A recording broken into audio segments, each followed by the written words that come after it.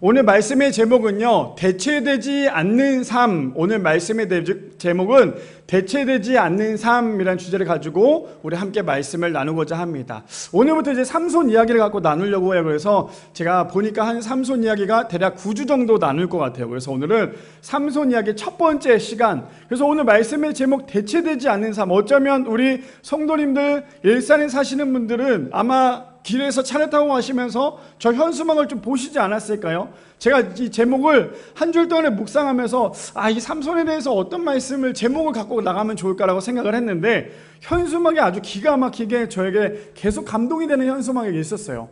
제가 계속 일을 하면서, 평일날 일을 하면서 저게 뜻이 뭘까라고 몇 번을 묵상을 했는데, 그 묵상을 하던 그 문구가 뭐였냐면 바로 대체되지 않는 삶이었어요. 그걸 가지고 어떤 분이 이제 강연하고 세미나를 한다고 해서 오늘 말씀의 제목을 이걸 가지고 하면 좋겠다라고 생각이 들어서, 오늘 우리가 너무나 잘 알고 있는 삼손 아시죠? 삼손의 인생을 보면 대체되지 않는 삶이었어요, 보니까. 그래서 오늘 이 대체되지 않는 삶을 통하여서 삼손의 이야기가 어떻게 시작이 되고 또 마지막 삼손의 얘기가 어떻게 끝나는지에 대해서 우리가 오늘부터 9주간 시간 매주마다 삼손의 이야기를 통해서, 저는 우리 성도님들 그냥 듣지 않았으면 좋겠어요. 삼손의 이야기를 한 주 한 주 들을 때마다 우리의 삶 가운데 삼손과 계속 비교를 해보면서 내 신앙을 한 번 더 점검을 해보면서 나는 그렇다면 하나님께 어떤 사람일까라는 거에 대해서 한 번 더 궁금해하고 기도하며 그렇게 한 주 한 주 들을 수 있는 우리 모두가 되기를 축복합니다. 어느덧 이제 가을이 됐어, 그렇죠? 또 어떻게 보면 저녁엔 좀 쌀쌀하기도 합니다.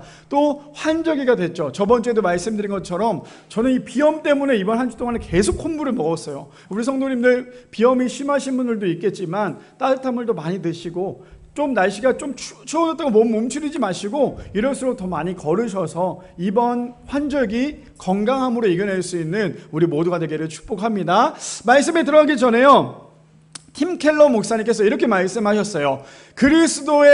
그리스도의 구원은 유능하고 성공한 강자의 몫이 아니라 자신이 그렇지 못함을 인정하는 사람의 몫이다 라고 얘기합니다. 제가 이번 한 주 동안에 또 앞으로 우리가 이 삼손에 대해서 함께 말씀을 나누면서 과연 이 말씀을 어떻게 적용하면 좋을까 했는데, 팀 켈러 목사님께서 오늘 말씀을 하나로 묶고 정리한 이야기였어요. 뭐예요? 그리스도의 구원은 유능하고 성공한 강자의 몫이 아니라 자신이 그러지 못함을 인정하는 사람의 몫이라는 거예요. 그렇다면 우리는 우리의 구원을, 우리는 우리의 믿음을, 우리의 신앙을 자랑할 수 있을까요? 우리 너무나 잘 알고 있는 에베소서에도 얘기하죠. 구원은 무엇입니까? 하나님의 선물이에요. 하나님의 선물인 구원을 우리는 자랑할 수 없고요. 그래서 우리는 믿음도 자랑할 수 없는 거예요. 그래서 우리가 해야 될 건 무엇입니까? 나는 아무것도 할 수 없다라고 고백할 때 그때 구원이 이루어지는 거예요. 내가 이렇게 하고 있고, 내가 교회에서 이렇게 반주하고 있고, 내가 이렇게 열심히 봉사하고 있고, 내가 교회에서 이렇게 하고 있으니까 나에게는 구원이 임하지가 아니라, 나는 아무것도 할 수 없고 나의 구원조차도 하나님께서 하실 때, 하나님께서 나의 모든 것을 감당하시고 하나님께서 나의 모든 것 가운데 함께 하실 때 그때 구원이 이루어진다라는 거. 바라기는 우리 미라의 성도님들, 우리의 구원은요, 내가 잘나서도 아니요, 저도 목사지만 목사여서 구원을 받는 게 아니라 저도 우리 성도님과 똑같아요. 하나님을 믿어야지만 구원을 받을 수 있는 걸, 목사라고 해서 하나님 믿지 않는다고 구원받는 게 아니라 목사기 때문에 더 하나님을 잘 믿어야 되고요, 우리 성도님들은 하나님의 자녀이기 때문에 하나님을 더 잘 믿어야 돼요. 그래야지만 우리에겐 구원이 임할 수 있다라는 거예요. 내가 행위대로 구원을 받는 것이 아니라 내가 하나님을 얼마나 사랑하는지, 내가 하나님을 얼마나 사랑하는지를 우리가 하나님께 고백할 때 그때 우리 안에 하나님께서 주시는 귀한 선물인 구원이 임하게 될 줄 믿습니다. 바라기는 우리 모든 성도님들 언제나 구원받는 사람으로서 대체되지 않는 우리의 삶 가운데 하나님만 바라보며 살아가는 우리 미라의 성도님들 되시기를 축복합니다.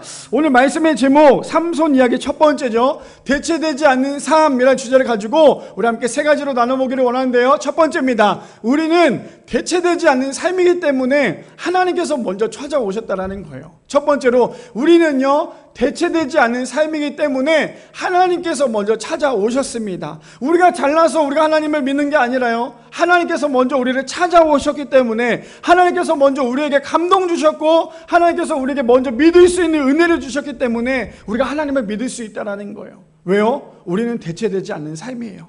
우리는 그 누구와도 대신 살아갈 수 있는 그런 삶이 아니라 대체되지 않은 삶이기 때문에 하나님께서 우리의 그 삶이 얼마나 귀한 줄 아시고 먼저 우리에게 찾아오셨다라는 거예요. 자, 오늘 말씀을 좀 살펴볼까요? 자, 사사기 13장 1절 말씀부터 봅시다. 이렇게 시작을 하죠. 이스라엘 자손이 여호와의 목전에 악을 행하였으므로 여호와께서 그들을 40년 동안 블레셋 사람의 손에 넘겨주시니라 라고 얘기합니다. 오늘 말씀에 등장하는 인물이 누군지 아시죠? 누굴까요? 삼손이 아니에요. 아직 삼손 등장 안 했어요. 오늘 누가 등장합니까? 이스라엘 백성이 등장해요. 우리 너무나 잘 알다시피 사사기 읽어보면 사사기 1장부터 쭉 읽다 보면 얼마나 기가 막힌 일들이 벌어진지 아시죠? 어떤 일이 벌어집니까? 하나님께서 이스라엘 백성들을 너무나 사랑하세요. 근데 이스라엘 백성들은 하나님보다 우상을 더 많이 섬겨요. 그러다 보니까 어떻습니까? 끊임없이 죄를 짓습니다. 그러니까 결국에 이스라엘 백성들이 압박을, 억압을 받으며 살아가죠. 그 모습을 봤던 하나님의 마음은 편치 않으셨어요. 그래서 하나님께서 하셨던 것은 이스라엘 백성들을 살리시기 위해서 사사들을 보냅니다. 한 명의 사사를 보내서 이스라엘 백성들을 구원했어요. 근데 구원을 받았는데도 불구하고 이스라엘 백성들이 또다시 죄를 짓습니다. 그리고 하나님께서 또 다른 사사를 보내죠. 그랬던 그 사사들이 오늘 이제 마지막 삼손이라는 마지막 사사의 이야기였어요. 자, 근데 오늘 제가 저 1절을 우리 성도님들이 이해하기 좀 쉽게 하시려고 제가 설번역 성경을 갖고 왔어요. 좀 보여주실래요? 1절. 자, 이렇게 얘기합니다. 이스라엘 자손이 다시 주님께서 보시는 앞에서 악한 일을 저질렀다. 얼마나 답이 없는지 아시겠죠? 지금까지 그들이 살아올 수 있었던 그 모든 것들은 하나님께서 사사를 통하여서 그들을 살려주셨다는 거예요. 근데 그들이 지금 하는 행동이 무엇입니까? 아주 기가 막혀요. 이제 이쯤 되면 사실은 반성을 하고 돌아와야 하는데 지금 이들이 하는 행동이 무엇입니까? 다시 이렇게 얘기하잖아요. 이스라엘 자손이 뭐래요? 다시예요. 다시라는 건 무엇입니까? 죄를 반복했다라는 거죠. 반복하면서 주님이 보시는 앞에서 얼마나 깡따구가 좋은지 몰라요. 하나님이 보시는 앞에서 이들이 행했던 행동은 뭐예요? 다시 한 번 더 죄를 짓는 거예요. 하나님이 보는 앞에서. 근데 비단 저 이야기가 저게 이스라엘 백성들만의 이야기일까요? 아니요. 저는 이 말씀을 묵상하면서 저의 이야기이기도 하고요. 여기 앉아 계신 모든 성도님들의 이야기이기도 해요. 우리 항상 죄를 짓잖아요. 얼마나 죄를 많이 짓습니까? 죄를 짓고 난 다음에 우리가 하는 행동은 무엇이에요? 하나님, 내가 잘못했어요. 하나님, 내가 잘못했어요. 하나님, 내가 몸이 아파요. 내가 이 아픈 것도 하나님 내가 잘못해서 그런 것 같아요. 하나님, 지금 내가 살아가면서 내 사업이, 내 직장이, 내 삶이 뭔가 좀 순탄하지 않는 것 같아요. 이것도 내가 잘못한 것 같아요. 하나님, 내가 잘못했으니까 나의 모든 죄를 용서해 주시고 내가 하나님만 바라보고 해주세요. 라고 우리는 기도해요. 그러다 하나님께서 그래? 알았어. 내가 너에게 영적인 사사를 보내줄게. 그러고 난 다음에 우리에게 다시 한 번 더 회복을 주셔요. 근데 그 회복되고 난 다음에 우리가 해야 될 건 무엇입니까? 감사해야죠. 근데 우리는 배부르면 절대로 다른 생각하지 않아요. 배부르면 절대로 하나님을 찾지 않는다라는 거예요. 우리가 다시 한 번 더 우리의 삶 가운데 풍족해지면 하나님을 찾기보다는 그냥 내 인생 가운데 내가 주인이 되어서 살아가는 것이 우리의 모습이더라는 거예요. 오늘 이스라엘 백성들이 하나님께서 다시 살려주셨는데 다시 살려주셨음에도 불구하고 그들이 행했던 행동은 무엇입니까? 이스라엘 백성들이 다시 여호와의 눈앞에서 죄를 범하였다라고 얘기하고 있어요. 우리는 끊임없이 죄를 짓죠. 그리고 우리는 매일매일 회개를 합니다. 근데 우리는 항상 하는 건 반복된 죄예요. 저번에도 말씀드렸지만 새로운 죄를 찾기보다 우리는 날마다 반복된 죄를 찾는다는 거예요. 근데 이스라엘 백성도요, 끊임없이 자신들을 위해서 우상들을 만들고요, 우상 숭배하는 모습들을 보게 되어요. 우리도 마찬가지 아닙니까? 우리도 끊임없이 우상 숭배를 하잖아요. 우상들을 만들잖아요. 얼마나 많은 우상들을 만듭니까? 내 건강이라는 우상, 내 물질이라는 우상, 내 직위라는 우상, 내 명예라는 우상들을 만들면서 우리는 때로는 하나님을 멀리하고 세상과 타협하며 살아가는 것이 우리의 모습 아닐까요? 자, 이어서 이렇게 하죠. 그래서 1절에 그래서 주님께서 그들을 40년 동안 블레셋 사람의 손에 넘겨주셨다라고 얘기해요. 이스라엘 백성들 다시 한 번 더 고난의 길 가운데 걷죠. 이쯤 되면 이스라엘 백성들이 해야 될 게 무엇일까요? 자, 우리 성도님들, 이쯤 되면 이스라엘 백성들이 해야 될 게 뭐라고 생각하세요? 자, 생각해 보세요. 사사기 말씀해 보니까 그동안에 이스라엘 백성들이 계속 억압당하고 고통당했을 때 이스라엘 백성들이 했던 행동이 있어요. 뭔지 아세요? 사사기를 읽어봤으면 기억이 날 거예요. 뭡니까? 바로 하나님께 울부짖으며 기도했어요. 근데 진짜 놀라운 일은 뭔지 아세요? 지금 여기 내용에는 하나님께 울부짖으며 회개했다, 기도했다라는 말이 없어요. 하나님께 돌아갔다라는 말이 없어요. 저는 저 말씀을 보면서 어떤 생각이 들었냐면 아마 우리 성도님들에게도 도전을 드리고 싶어요. 죄라는 게 어느 순간부터 내가 죄라고 느끼지 못할 때 회개하지 않더라는 거예요. 무슨 말입니까? 이스라엘 백성들이 그동안에 자신들이 얼마나 힘들었어요. 얼마나 억압당합니까? 얼마나 고통스러웠어요. 그래서 하나님께 매달렸죠. 근데 이제는 이 사람들이 자신들이 블레셋 사람들로부터 억압당하는 게 너무나 당연하다고 생각을 했던 거예요. 그러니까 하나님께 기도하지 않았어요. 매달리지 않았어요. 울부짖으며 회개하지 않았어요. 근데 정말 놀라운 건 무엇인지 아십니까? 오늘 첫 번째 주제가 무엇이었어요? 우리는 대체되지 않는 삶이기 때문에 하나님께서 먼저 오셨다라는 거예요. 내가 회개하지 못하고 있을 때도 하나님은 여전히 우리 가운데 먼저 찾아오신다라는 거예요. 왜요? 우리를 구원하시기 위해서. 자, 2절 봅시다. 2절에 보니까 이렇게 얘기합니다. 자, 배경이 나오죠. 소라 땅에 단 지파의 가족 중에 마노아라 이름하는 자가 있더라 라고 얘기합니다. 저기 2절에 보니까 무슨 땅이 나와요? 소라 땅이 나와요. 소라 땅에서 살고 있는 누구예요? 단 지파의 마노아예요. 마노아는 누구일까요? 마노아는 바로 우리가 아는 삼손의 아버지였어요. 자, 이제 마노아가 등장을 합니다. 마노아라 이름하는 자가 있더라. 그의 아내가 임신하지 못함으로 출산하지 못하더니. 지금 하나님께서 누구를 통해서 아이를 갖기를 원하세요? 출산하지 못하는 마노아의 아내에게 지금 자녀를 주시기 위해서 하나님께서 오셨다는 거예요. 사실 하나님의 마음, 우리가 만약에 내가 하나님이었다면 나는 그냥 엄청 막 혼냈을 거예요. 근데 하나님은 얼마나 안타까웠는지, 지금 이스라엘 백성들의 죄를 짓고 있는 그 모습이 얼마나 안타까웠던지, 그것도 자녀를 잉태하지 못하는 그 마노아의 자녀 부인에게, 아내에게 찾아가서 내가 너에게 자녀를 줄 거라고 말씀하시더라는 거예요. 3절 볼까요? 3절. 여호와의 사자가 그 여인에게 나타나서, 마노아에게 나타난 게 아니었어요. 누구에게 나타납니까? 마노아의 아내에게 나타납니다. 그에게 이르시되, 보라, 내가 본래 임신하지 못함으로 출산하지 못하였으나 이제 임신하여 아들을 낳으리니 라고 얘기해요. 저 모습을 보면, 저 말씀을 보면 우리가 굉장히 오버랩되는 말씀이 있어요. 성경에 보니까 어떤 내용들이 있습니까? 자녀를 낳지 못했던 누구예요? 사라의 이야기도 볼 수 있어요. 자녀를 낳지 못했던 한나의 이야기도 볼 수 있고요. 제일 중요한 건 뭔지 아십니까? 예수님을 낳았던 누구죠? 마리아의 모습도 볼 수 있어요. 하나님께서 직접 말씀하시는 거예요. 하나님께서 말씀하시고 낳았던 그 자녀들은 결국에 무엇입니까? 하나님께서 쓰시고자 하는 거예요. 예수님도 그랬고요. 세례 요한도 그랬고요. 하나님께서 말씀하셨던 사무엘도 그랬고요. 하나님께서 그들의 마음을 아시고 그들에게 찾아가서 말씀하시는 거예요. 그래, 너가 지금까지 아이를 낳지 못했지? 내가 지금 이제 너를 통해서 이스라엘 백성들을 구원할 수 있는 사람을 낳게 할 거야. 근데 지금 저 모습을 보니까요, 저 여인의 아이를 낳지 못하는 모습을 보니까 지금 이스라엘 백성들의 모습과 너무나 흡사하더라는 거예요.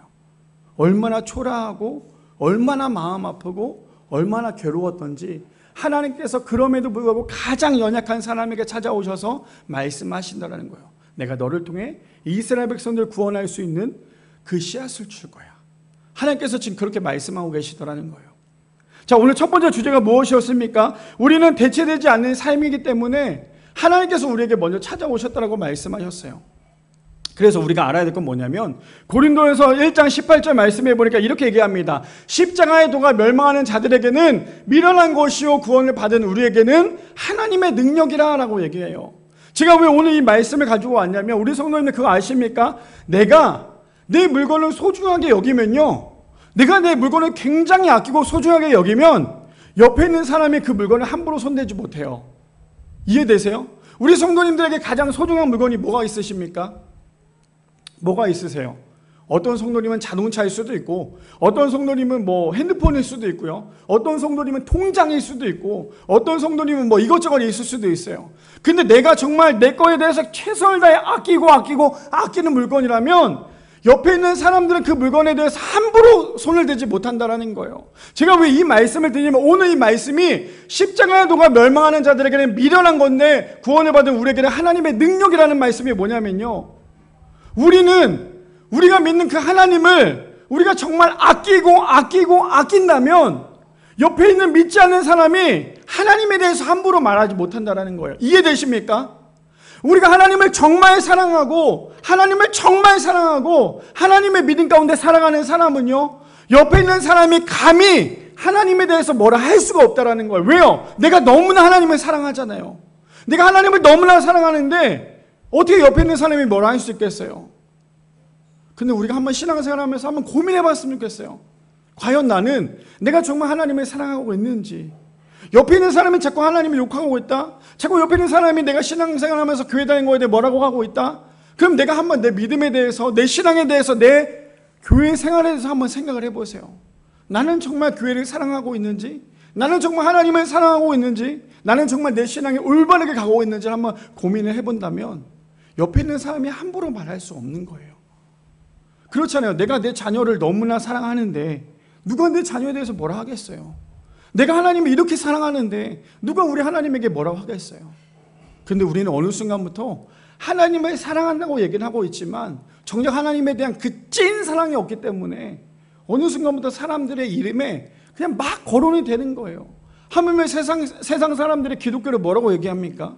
개독교라고 얘기할 정도잖아요. 왜요? 우리가 그대로 살아가지 않고 있잖아요. 우리가 그렇게 사랑하고 있지 않잖아요. 제가 이번 한 주 동안에 묵상을 하면서 책을 보면서 거기에 이런 문구가 있었어요. 우리가 사랑하면서 우리가 한 번, 두 번 하는 그 실수는 우리가 예수님을 못 박는 행동이다. 하나님을 믿는 사람이 살아가면서 우리의 그 실수는 예수님을 못 박는 행동이다라는 그런 문구가 있었어요. 저도 이번 한 주 동안에 일을 하면서 최대한 조심조심 일을 하면서도 때로는 너무 급하니까 빨리 가야지라고 생각을 하다가도 그 생각이 딱 드는 거예요. 내가 지금 여기서 잠깐 이 잘못된 행동을 하면 내가 지금 예수님을 못 받고 있는 건데 라는 생각을 하게 되더라는 거예요. 그뿐 아닙니다. 요한일서 4장 10절 말씀에도 이렇게 얘기하죠. 사랑은 여기 있으니 우리가 하나님을 사랑한 것이 아니요 하나님이 우리를 사랑하사 우리 죄를 속하기 위하여 화목제물로 그 아들을 보내셨습니다.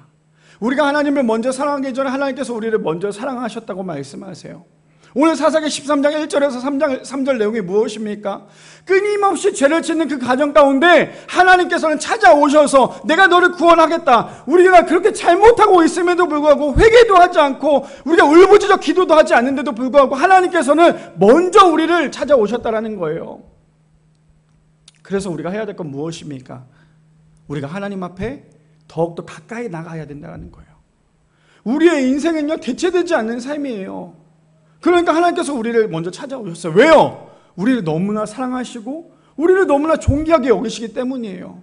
하나님께서 우리를 만드시고 난 다음에 뭐라고 말씀하십니까? 보시기에 심히 좋았다라고 말씀하세요.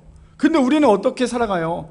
심히 좋았더라라고 말씀하셨던 그 하나님의 말씀에 그대로 살아가기는커녕 여전히 내 눈앞에 놓여져 있는 그 선악과만 열심히 따먹고 있는 게 우리의 모습 아닐까요? 그리고 난 다음에 우리가 하는 행동은 뭐예요? 하나님을 피해 숨어 살잖아요. 피해 숨어 사는데 하나님이 찾아요. 뭐라고요? 아담아 내가 어디 있느냐? 내가 어디 있느냐라고 찾아요. 우리는 이렇게 죄를 짓고 있는데도 불구하고 하나님은 아담아 내가 어디 있느냐라고 말씀하세요. 왜요? 내가 너를 구원할 거니까. 근데 오늘 본문에 어땠습니까? 이스라엘 백성들 다시 한 번 더 죄를 지어요. 하나님을 떠나 삽니다. 그리고 난 다음에 그들이 행했던 행동은 하나님을 찾지도 않고 숨어 있었어요. 그런데 하나님이 놀랍게도 그들에게 찾아오셔서 내가 너를 구원할 수 있도록 마누아의 아내를 통해 자녀를 낳게 해줄 거야 라고 하나님께서 말씀하세요. 우리의 인생 한 명 한 명은, 우리 성도님들 한 분 한 분의 인생은요 대체되지 않는 삶이에요.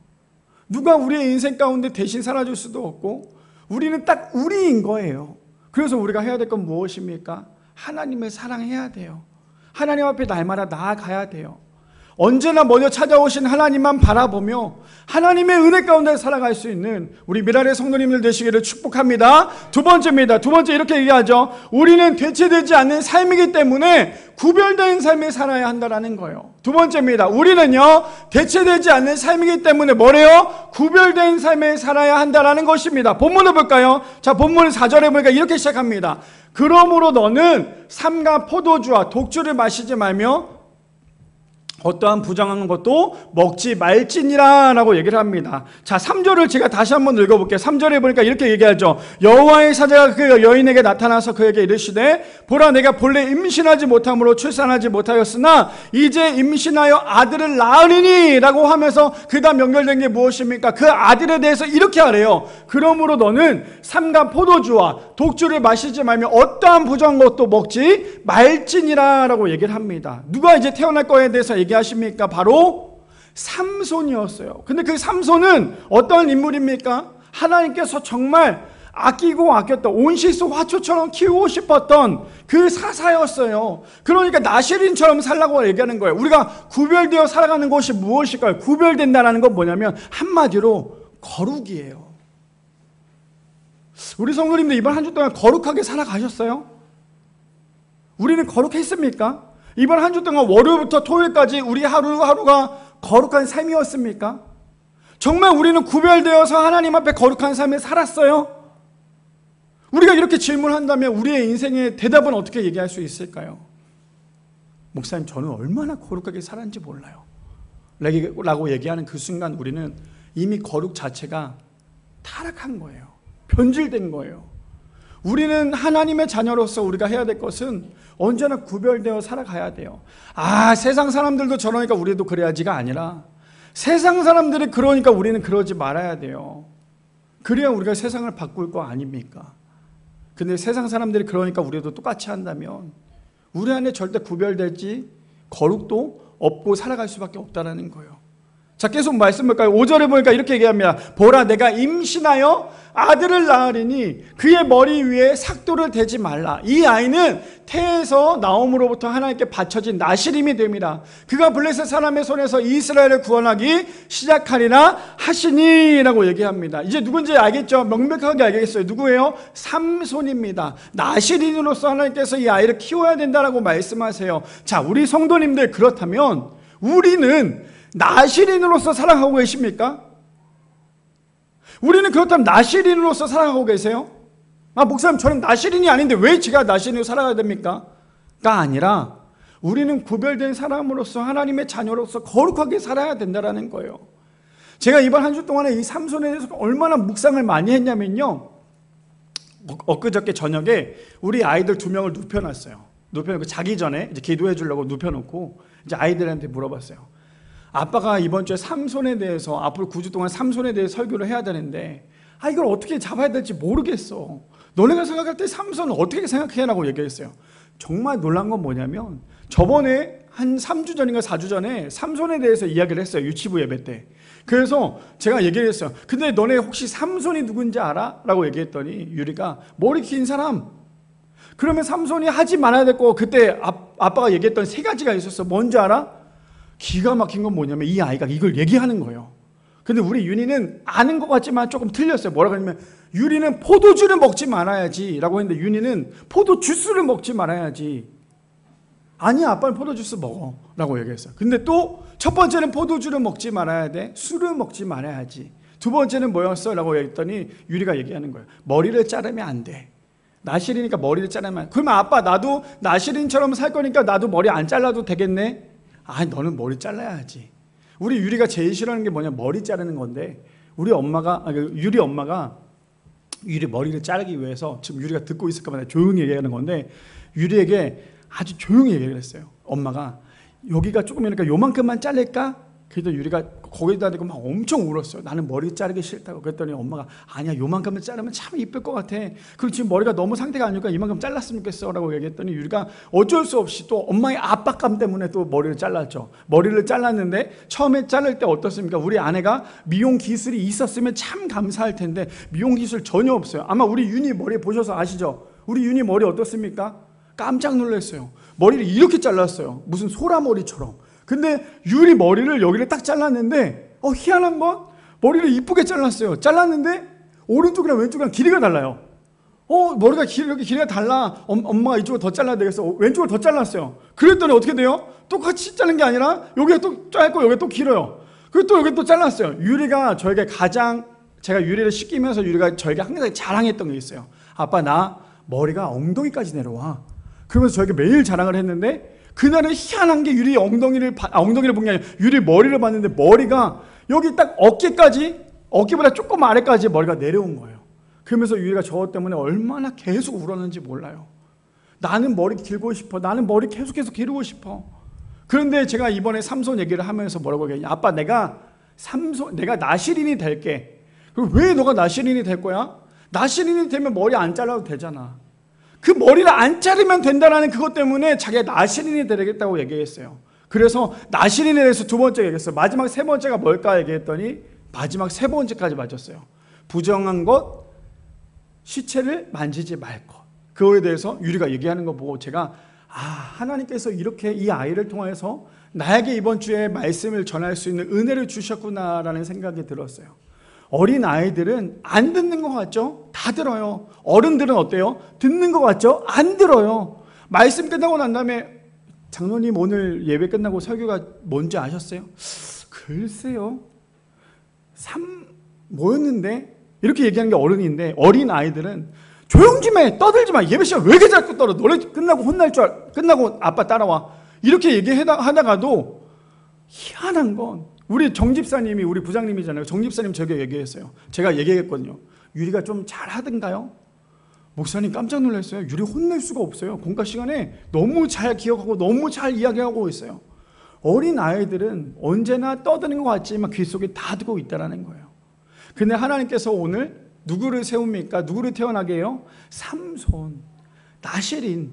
하나님께서 얼마나 사랑하시고 하나님께서 얼마나 이 이스라엘 백성들을 사랑하는지 삼손을 통해서 구원할 자를 하나님께서 보내셨다라는 거예요. 그래서 이어서 이야기합시다. 자, 6절에 보니까 이렇게 얘기합니다. 이에 그 여인이 가서 그의 남편에게 말하여 이르되 하나님의 사람이 내게 오셨는데 그의 모습이 하나님의 사자의 용모 같아서 심히 두려움으로 어디서부터 왔는지를 내가 묻지 못하였고 그도 자기의 이름을 내게 이르지 아니하였더라. 얼마나 두려웠던지 당신이 누구십니까? 라고 질문조차도 하지 못했대요. 자, 7절입니다. 7절에요.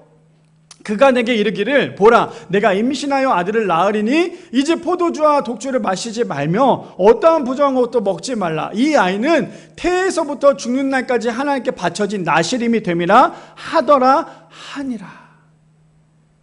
우리 성도님들 그거 아십니까? 우리가 태어날 때요, 하나님의 자녀로서 태어날 때 우리 모두는 다 나시린으로 태어났어요. 목사님 저는 삼손이 아닌데 왜 제가 나시린? 그게 아니라 하나님의 자녀라면 우리는 거룩하게 살아가야 한다는 거예요. 하나님의 진짜 자녀라면 하나님께서 우리를 만드셨고 우리 가운데 구원하시기 위해 이 땅 가운데 오신 걸 우리가 믿는다면 우리가 해야 될 것은 구별되어 살아가야 한다는 거예요. 왜요? 우리는 대체되지 않는 삶이잖아요. 대체되지 않는 삶인데도 불구하고 우리는 끊임없이 구별되어 살아가는 것이 아니라 세상 사람들과 다를 바 없이 살아가는 것이 우리의 모습이더라는 거예요. 성경 속에 나오는 저 삼손의 이야기만이 나시린이 아니라 우리도 나시린으로서 살아가야 한다는 거예요. 어떻게 해요? 술을 먹지 말아야 되고 물론 머리는 잘라야겠죠. 머리는 잘라야 되지만 또 부정한 것을 만지지 말라고 얘기하는 거. 그 무슨 말이에요? 결국에는 우리가 해야 될 것은 구별되어 살아가라는 거예요. 거룩하게 살아가는 거. 왜 거룩하게 살아가야 합니까? 하나님이 거룩하시니까 우리도 거룩하게 살아가야 한다는 거예요. 그래서 두 번째 주제가 무엇입니까? 우리는 대체되지 않은 삶이기 때문에 구별되어 삶을 살아가야 한다는 거예요. 자, 그래서 나시린이 어떤지 민수기 6장에 보니까 이렇게 얘기합니다. 여호와께서 모세에게 말씀하여 이르시되 2절이요. 이스라엘 자손에게 전하여 그들에게 이르라 남자나 여자가 특별한 서원 곧 나시린의 서원을 하고 자기 몸을 구별하여 여호와께 드리려고 하면 3절이요. 포도주와 독주를 멀리하며 포도주로 된 초나 독주로 된 초를 마시지 말며 포도즙도 마시지 말며 생포도나 건포도도 먹지 말지니 4절이요. 자기 몸을 구별하는 모든 날 동안에 포도나무 소산을 씨나 껍질이나 먹지 말지며 5절이요. 그 서원을 하고 구별하는 모든 날 동안은 삭도를 절대로 그의 머리에 대지 말 것이라. 자기 몸을 구별하여 여호와께 드리는 날이 차기까지 그는 거룩한즉 그의 머리털을 길게 자라게 할 것이며, 마지막 6절이요, 자기의 몸을 구별하여 여호와께 드리는 모든 날 동안은 시체를 가까이 하지 말 것이냐. 제가 여기서 문제 드릴게요. 지금 우리가 민수기 6장 1절에서 6절까지 우리 함께 말씀을 지금 읽었어요. 그렇죠? 여기에서 공통된 단어가 나와요. 공통된 단어가 무엇인지 아십니까? 공통된 문장 무엇인지 아세요? 무엇인지 아십니까? 몸을 구별하여예요. 자기의 몸을 구별하여. 다시 한 번 더 봅시다. 우리 2절부터 볼까? 2절부터. 2절에 보니까요, 2절이요. 네. 이스라엘 자손에게 전하여 그들에게 이르라. 남자나 여자가 특별한 서원, 곧 나실인의 서원을 하고 뭐래요? 자기의 몸을 구별하여 여호와께 드리려고 하죠. 3절이요. 포도주나 독주를 멀리하며 포도주로 된 초나 독주로 된 초를 마시지 말며 포도즙이나 마시지 말며 생포도나 건포도주 먹지 말고. 4절이요. 그 다음 또 나옵니다. 자기 몸을 구별하는 모든 날 동안에는 이라고 얘기하고 있어요. 또 5절이요. 5절도 보여주세요. 그 서원을 하고 구별하는 모든 날 동안은. 마지막 6절이요. 자기의 몸을 구별하여. 그래서 우리가 해야 될 건 무엇입니까? 하나님의 자녀로서 우리는 구별해서 살아가야 해야 된다는 거예요. 거룩한 자녀로서 살아가야 되는 것이 우리의 인생이 되어야 된다는 거예요. 그게 뭐예요? 나실인이에요. 나실인이 쉬운 게 아니에요. 다시 한번 말하면 나실인이 쉽지 않다라는 건 하나님을 믿는 우리도요, 살아가는 게 쉽지 않다라는 거예요. 하나님을 믿는 사람이라면 우리가 해야 될 건 무엇입니까? 우리의 몸을 구별하여 하나님께 드려야 한다는 거죠. 우리의 몸을 구별하여 하나님께 드리지 않는다면 우리는 절대 거룩하게 살아갈 수 없어요. 아직도 나의 육체적인 욕망과 나의 쾌락 때문에 우리는 끊임없이 그 가운데 넘어져 살고 있다면 우리는 절대 나실인이 될 수 없어요. 우리는 절대 하나님께 구별하여 살아갈 수 없는 게 우리의 모습이더라는 거예요.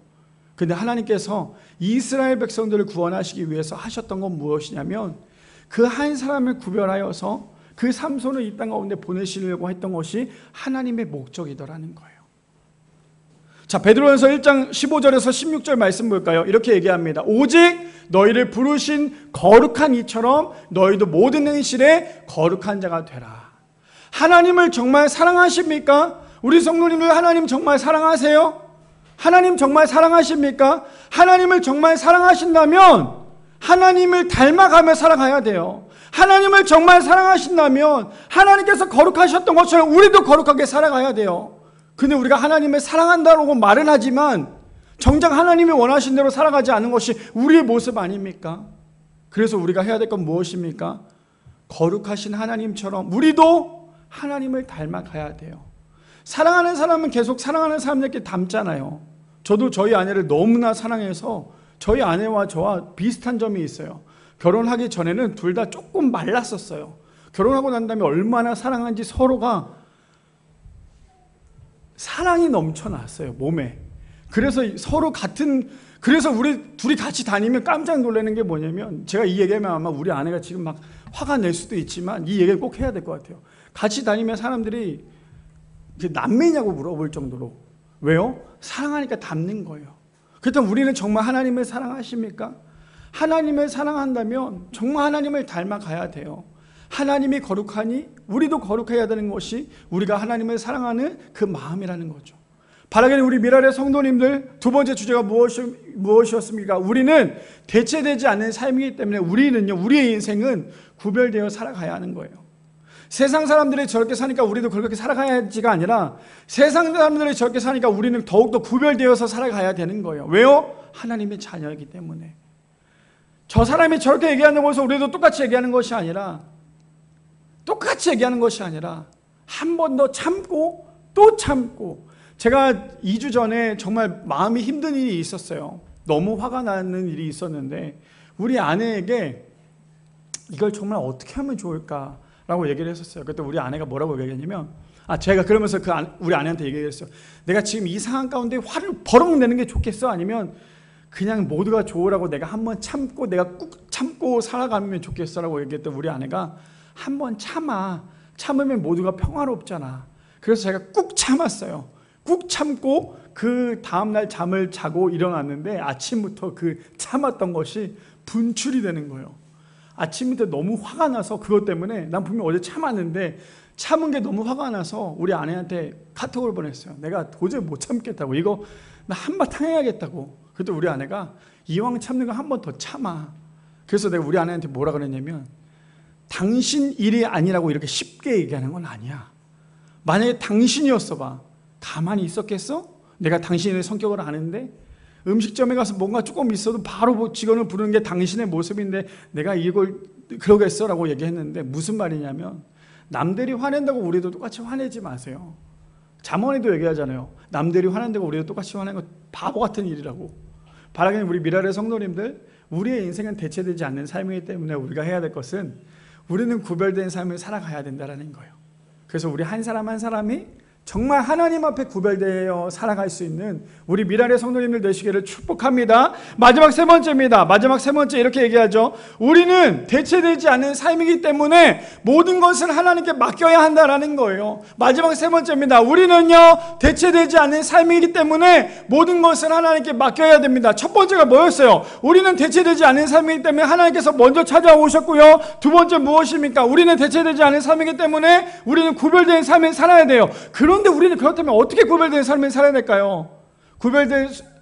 구별된 삶을 살아갈 수 있는 방법은 딱 하나예요. 뭡니까? 내가 내 힘으로 살아가는 것이 아니라 하나님께 모든 것을 맡기는 거예요. 자, 본문 볼까요? 자, 13장 8절에서 14절 볼게요. 우리 8절에 보면 이렇게 얘기합니다. 마노아가 여호와께 기도하여 이르되 주여 구하옵나니 주께서 보내셨던 하나님의 사람을 우리에게 다시 오게 하사 우리가 그 낳을 아이에게 어떻게 행할지를 우리에게 가르치게 하소서 하니라고 얘기합니다. 저기서 우리가 저 본문을 볼 때 8절을 볼 때 마노아가 지금 하는 행동이 뭐예요? 하나님께 물어보는 거잖아요. 뭐라고 물어봐요? 내가 그 아이를 낳을 건데 그 아이를 어떻게 하면 좋겠습니까? 라고 얘기하죠. 근데 마노아는 이미 누구로부터 얘기를 들었어요? 아내로부터 이야기를 들었어요. 아내로부터 이야기를 들었는데도 불구하고 마노아는 그 이야기를 듣지 않고 자기가 하고 싶은 말만 했던 사람이었어요. 아내의 이야기에 대해서 귀를 기울였던 게 아니라 그냥 자기가 직접 듣지 못하는 거에 대해서 기분이 좋지 않으니까 다시 한 번 더 물어보는 거야. 어떻게 하면 좋겠습니까? 그랬더니 뭐라고 얘기합니까? 9절에 보니까요. 하나님이 마노아의 목소리를 들으시니라. 여인이 밭에 앉았을 때 하나님의 사자가 다시 그에게 임하였으나 그의 남편 마노아는 함께 있지 아니한지라. 아주 놀라운 일 아니에요? 지금 마노아가 뭐라 그랬어요? 하나님 어떻게 하면 좋겠습니까? 라고 마노아가 질문했어요. 근데 마노아에게 이야기하지 않았어요. 누구에게 얘기합니까? 다시 마노아의 아내에게 이야기를 하고 있는 거예요. 자, 볼까요? 10절에 보니까요. 여인이 급히 달려갑니다. 이제 얘기를 들으려겠죠. 그의 남편에게 알려 이르되 보소서 전일에 내게 오셨던 그 사람이 내게 나타났나이다. 그 얘기를 듣자마자 이제 그의 아내가 마노아를 데리고 갑니다. 어떻게 해요? 11절에요. 마노아가 일어나 아내를 따라가서 그 사람에게 이르러 그에게 묻되 당신이 여인에게 말씀하신 그 사람이니까 하니 이르되 내가 그러다 하니라. 드디어 이제 마노아가 직접 이야기를 들을 수 있는 기회가 주어졌어요. 아니 아내가 이야기했으면 그 아내의 이야기를 들을 줄 알아야 돼요. 자, 남편들 정신 차리고 잘 들어요. 아내가 얘기했으면 그 아내 얘기를 들어야 돼요. 자기 듣고 싶은 말만 듣지 말고 자기 하고 싶은, 제가 말하면서 웃는 이유 죄송해요. 우리 아내가 항상 저한테 하는 얘기가 있어요. 왜 당신은 맨날 하고 싶은 말만 하고 듣고 싶은 말만 듣냐고. 그게 얼마나 지혜롭지 못하는 건지 오늘 하나님께서 마노아를 통해 우리에게 말씀하고 계세요. 아내에게 얘기를 했으면 그 아내의 이야기를 들을 줄 알아야 되는 거예요. 근데 나에게 직접 듣지 못했다고 해서 지금 마노아가 하는 행동이 무엇입니까? 나는 내가 직접 들어야겠어. 그리고 난 다음에 아내를 통해 하나님의 음성이 들립니다. 자, 볼까요? 12절에 마노아가 이르되 이제 당신의 말씀대로 되기를 원하나이다. 이 아이를 어떻게 기르며 우리가 그에게 어떻게 행하리까? 13절이요. 여호와의 사자가 마노아에게 이르되 내가 여인에게 말한 것을 그가 다 삼가서 14절이요. 포도나무의 소산을 먹지 말며 포도주의 독주를 마시지 말며 어떤 부정한 것도 먹지 말고 내가 그에게 명령한 것을 다 지킬 것이니라 하니라. 자, 여기까지가 오늘 우리가 나누고자 했던 삼손이 태어나기 전 하나님께서 이스라엘 백성들을 구원하시고자 했던 계획, 그 계획에 대해서 오늘 말씀에 대해서 함께 나눠봤어요. 하나님은 우리를 그냥 두시지 않아요. 우리가 때로는 너무나 힘들고 괴로워할 때도 하나님은 여전히 우리와 함께 하신다는 거예요. 그럼 우리가 해야 될 건 무엇입니까? 하나님께 모든 것을 맡겨야 돼요. 내 인생의 주인이 나라고 생각하는 사람은요, 내가 내 마음대로 살아가는 사람이에요. 근데 내 인생 가운데 인생의 주인이 내가 아니라 하나님이시라면 내가 해야 될 건 무엇인 줄 아세요? 하나님께 나의 인생의 모든 것을 맡기는 거예요. 지금 이 마누아도요, 자신이 어떻게 하면 내 자녀를 그렇게 키워볼까라고 생각을 했어요. 그런데 하나님께서 계속 말씀하시는 거예요. 내가 내 뜻대로 그 아이를 키워야 돼. 그러니까 마누아가 그대로 나중에 어떻게 합니까? 순종하잖아요. 우리도 마찬가지예요. 내 인생도, 내 자녀들의 인생도, 우리 부모님의 인생도, 내 주변에 있는 모든 인생도 결국에 우리의 모든 인생의 주인은 내 자신이 아니라 하나님이시면 우리는 날마다 고백해야 된다는 거예요. 그래서 우리가 실패한 게 있잖아요. 성경에 보니까 우리가 실패한 게 있어요. 뭔지 아십니까? 사사기 2장 10절 말씀에 보니까 이렇게 얘기합니다. 그 세대의 사람도 다 그 조상들에게 돌아갔고 그 후에 일어난 다른 세대는 여호와를 알지 못하며 여호와께서 이스라엘을 위하여 행하신 일도 알지 못하였더라라고 얘기해요. 무슨 말입니까? 우리가 우리 자녀를 제대로 키우지 못하면 하나님을 알 수 없다는 거예요. 우리가 나만 하나님을 믿고 끝난다면, 그래서 내 자녀에게 하나님을 올바르게 알려주지 않는다면 그 자녀는 하나님을 만날 수 있는 기회조차도 없다라는 거예요. 사사시대 마지막 말씀, 첫 번째 말씀이 뭐였어요? 다른 세대들은 하나님을 알지도 못했다라고 얘기하잖아요. 그래서 우리가 해야 될 건 무엇입니까? 우리 자녀들에게 끊임없이 얘기해 줘야 돼. 뭐라고요? 너의 인생의 주인은 내가 아니라, 부모가 아니라 하나님이셔. 우리의 인생의 주인은 내가 아니라 하나님이셔. 이걸 너는 반드시 알아야 돼. 그래서 우리는 대체되지 않는, 정말 전 세계 딱 한 명인 우리 자신 한 명이기 때문에 우리가 해야 될 것은요, 내가 내 길을 알지 못하기 때문에 끊임없이 하나님께 물어보고 하나님께 우리의 인생을 맡겨야 된다는 거예요. 우리의 사명은 자꾸만 내가 하려고 하는 것이 아니라 하나님께 묻고 하나님께 모든 것을 맡겨야지만 진짜 사명을 감당할 수 있는 거예요. 근데 마누아도요, 자신이 어떻게 해서든 해보려고 했고, 아내의 이야기를 듣기보다 내가 직접 들어서 좀 해보려고 했던 게 마누아의 이야기라면, 우리의 사명도, 우리의 사역도, 우리의 인생도 내가 내 자신이 내 스스로 하려고 하는 것이 아니라 하나님께 모든 것을 맡기고 하나님께서 직접 나를 통하여 일하실 때 그것이 하나님의 사명이고 하나님의 일이 될 수 있다는 거예요. 그래서 우리 성도님들 절대 건강할 때 교만하지 마세요. 절대 내가 가졌을 때 교만하지 마시고, 내가 절대 조금 평탄하게 살아가고 있을 때 교만하지 마시고, 그냥 나의 인생의 전부를 하나님께 드리는 모두가 되기를 소망합니다. 그래서 룻기 1장 16절에서 17절 말씀에 보면 이렇게 얘기합니다. 제가 이번 한 주 동안에 이 사사기 말씀을 묵상하면서 이 룻기 말씀을 묵상했던 게 뭐냐면, 나는 과연 우리 아이들에게 저런 부모가 될 수 있을까라는 말씀에 묵상이 됐어요. 뭐냐면, 룻이 이르되 내게 어머니를 떠나며 어머니를 따르지 말고 돌아가라. 강권하지 마옵소서. 어머니께서 가시는 곳에 나도 가고 어머니께서 머무시는 곳에 나도 머물겠나이다. 어머니의 백성이 나의 백성이 되고 어머니의 하나님이 나의 하나님이 되시리니. 17절이요. 어머니께서 죽으시는 곳에 나도 죽어 거기에 묻힐 것이라. 만일 내가 죽는 일 외에 어머니를 떠나면 여호와께서 내게 벌을 내리시고 더 내리시기를 원하나이다 하는지라. 저는 저 말씀 보면서 얼마나 찔린지 몰라요. 내가 믿는 하나님을 우리 아이들이 똑같이 믿는 것보다 더 잘 믿어야 되는데, 나의 그 단순함 때문에, 나의 그 어리석음 때문에 우리 아이들이 바라보는 하나님이 단순히 그만큼의 하나님이 될까봐 저는 정말 두려웠거든요. 근데 룻은 고백합니다. 뭐라고 얘기해요? 어머님의 하나님이 나의 하나님이 되기를 원합니다. 바라기는 우리 미라의 성도님들, 우리의 인생 가운데 우리의 하나님이, 우리 자녀들이 믿는 그 하나님이 되기를 소망합니다. 그러려면 우리가 하나님을 똑바로 믿어야 돼요. 마지막 말씀 읽고 마칠까요? 그래서 갈라디아서 2장 20절 말씀, 우리가 정말 하나님께 모든 것을 맡기기 위해서 이 말씀을 알아야 돼요. 내가 그리스도와 함께 십자가에 못 박혔나니 그런즉 이제는 내가 사는 것이 아니요 오직 내 안에서 그리스도께서 사시는 것이라. 이제 내가 육식 가운데 사는 것은 나를 사랑하사 나를 위하여 자기 자신을 버리신 하나님의 아들을 믿는 믿음 안에서 사는 것이라. 이 말씀이 우리의 인생 가운데 적용되기를 소망합니다. 이 말씀이 우리의 삶 가운데 완전히 바뀌기를 소망합니다. 왜요? 우리는 대체되지 않는 삶이에요. 그 삶 가운데 우리가 해야 될 것은 무엇입니까? 하나님께 모든 것을 맡겨야 돼요. 모든 것을 맡기기 위해서 우리가 해야 될 것은 우리가 이제 십자가에 못 박혀야 돼요. 자꾸만 예수님을 못 박으려고 하지 마시고 이제는 우리가 대신해서 십자가에 못 박혀야 되지 않겠습니까? 그 고통 가운데 자꾸만 쳐다보고 있는 것이 아니라 이제는 내가 하나님을 올바르게 믿어서, 하나님을 진짜 믿어서 이제는 내가 십자가에 못 박힐 수 있는 우리 모두가 되기를 소망합니다. 오늘 말씀의 제목이 무엇이었어요? 대체되지 않는 삶이었어요. 그리고 오늘부터 이제 삼손에 대해서 얘기를 나누려고 하고, 삼손이 태어나기 전에 하나님께서 어떤 마음을 주셨는지에 대해서 오늘 우리가 함께 말씀을 나눠봤어요. 대체되지 않는 삶, 그래서 우리 한 사람 한 사람이 얼마나 귀하고 얼마나 복된지, 가장 복된 건 우리는 아무것도 아니란 그런 사람이지만 그럼에도 불구하고 우리 때문에, 나 때문에, 나 한 명 때문에 예수께서 이 땅에 오셨고 여전히 우리의 기도를 듣고 계신다라는 거. 그래서 우리가 해야 될 것은 좌절하고 절망하는 것이 아니라, 그래서 우리가 하나님을 붙잡고 대체되지 않는 삶이기 때문에 하나님 앞에 나아갈 수 있는, 하나님의 전부라고 고백할 수 있는 우리 미랄의 성도님들 되시기를 축복합니다.